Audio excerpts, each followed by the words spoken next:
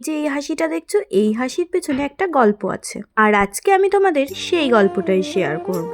দেখো, সকাল সকাল ঘুম থেকে উঠে দেখি আমার মাম চলে এসছে আমাদের বাড়ি। যে সবার প্রথমে যে হাসিটা দেখালাম, সেই হাসিটার কিন্তু এটাই মেন কারণ। ছোটোর থেকেই দেখছি যখন আমার মাম আসতো আমাদের বাড়িতে, আমার দাদু কিন্তু খুবই খুশি হতো, সাথে আমার ঠাকুমা, আর আমরা কিন্তু আরো বেশি খুশি হতাম।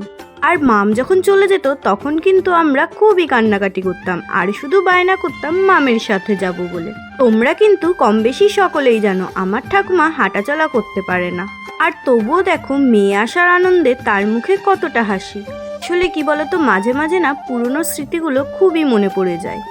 আগে আমাদের বাড়িতে ছিল অনেকজন সদস্য, আর কান্না, হাসি, দুঃখ, কষ্ট, ঝগড়া, মারামারি সবকিছু দিয়ে আমাদের সংসারটা ছিল খুবই ভালো। কিন্তু সত্যি বলতে একে একে কিন্তু আমাদের সংসার থেকে সবাই চলে গেছে, এখন আর কেউই নেই। তাই তো আমাদের সংসারটা আজ অনেকটাই দুর্বল হয়ে পড়েছে। নাও, আজকে না হয় আর সেসব কথা বললাম না, কোনো একদিন অবশ্যই তোমাদের সেসব কথাও জানাবো। তো তোমরা কিন্তু দেখেছিলে আমার মাম কিন্তু এনেছিল আইসক্রিম আর তরমুজ। আইসক্রিম কিন্তু আমি সবার আগেই খেয়ে ফেলেছি, আর এখন খাচ্ছি আমি বসে বসে তরমুজ। এই গরমে তরমুজ নামক ব্যাপারটা শুনলেই মনটার মধ্যে কেমন খুশি খুশি হয়ে ওঠে। তারই পরে দেখো আমি কিন্তু তরমুজ খেয়ে চলে গিয়েছিলাম পিসিমণির ঘরে। এই যে আগেই তো জানো ওদের এখন ঘর হচ্ছে, তার জন্য আমার দাদা, বৌদি আর পাপানকে ছেড়ে আমাদেরকে অনেক দিন থাকতে হচ্ছে। আমার পাপানটা যদি বাড়িতে না থাকে বাড়িটা কিন্তু অন্ধকার অন্ধকার মনে হয়। সেই জায়গায় দেখো আমি বাড়িতে এসেছি আর আমার পাপান রয়েছে অন্য বাড়িতে। আমার কিন্তু একদমই ভালো লাগছে না, আর তাই তো ছুটে গেলাম বাড়িটা কত দূর এগিয়েছে সেইটা দেখার জন্য। আমি আসলেই আগে দেখতে যাই বাড়িটা কত দূর হয়েছে, তাহলে আমার পাপান তাড়াতাড়ি বাড়িতে চলে আসতে পারবে।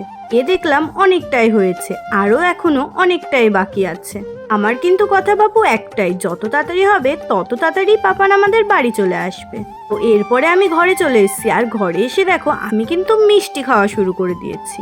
এর দিন কিন্তু আমি তোমাদেরকে বলেছিলাম আমি ডায়েট করছি, কিন্তু এ কেমন ডায়েট আমি তো নিজেই বুঝতে পারছি না। দেখো এইদিকে আমি মিষ্টি খেতে খেতে হঠাৎই দেখি কারেন্ট চলে গেল। বাইরে হচ্ছে খুবই ঝড় বৃষ্টি, আর ওই যে ছোটবেলার থেকেই অভ্যাস, বৃষ্টি হলে একটু ভিজতে ইচ্ছা হয়। না না বাপু, আমি এখন পুরোটা ভিজবো না, তাহলে মা আমায় খুবই বকা দেবে। আর তাই তো বৃষ্টির জলে হাত পাটুকু ভিজিয়েই আনন্দটুকু উপভোগ করছি সেই ছেলেবেলার মতো।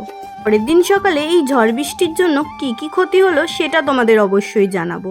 আর সত্যি বলতে আমাদেরও কিন্তু একটু ক্ষতি হয়েই গিয়েছে। আজকের ভিডিওটা অনেকটা বড় হয়ে যাচ্ছে, তাই জন্যই তো আজকের ভিডিওতে আমি এগুলো কিছুই তুলে ধরবো না। আমি কিন্তু নেক্সট ভিডিওতে নিয়ে আসবো এই ঝড় বৃষ্টির কারণে আমাদের কি কি ক্ষতি হলো।